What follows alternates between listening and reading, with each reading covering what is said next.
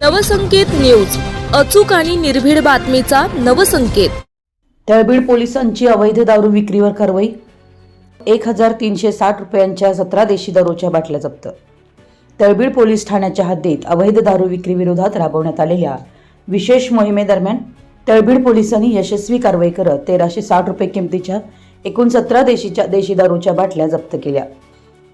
अवैध दारू विक्रीस प्रतिबंध घालण्यासाठी सुरू असलेल्या कारवाईचा भाग म्हणून ही कारवाई करण्यात आली।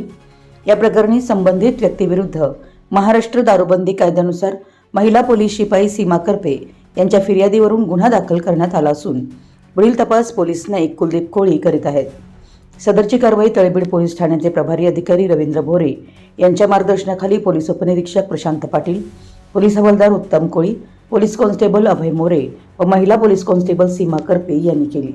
अवैध दारू विक्री, साठा व वाहतूक करणाऱ्यांविरुद्ध तळबीड पोलीस ठाण्याची कारवाई यापुढेही सातत्याने सुरू राहणार असून नागरिकांनी अशा कोणत्याही बेकायदेशीर प्रकाराची माहिती तात्काळ पोलिसांना देऊन सहकार्य करावं असं आवाहन तळबीड पोलिसांनी केलं आहे। आपल्या परिसरातील महत्त्वाच्या बातम्या पाहण्यासाठी आमच्या नवसंकेत न्यूज चॅनलला YouTube वर सबस्क्राइब करा आणि बेल आयकॉन प्रेस करा।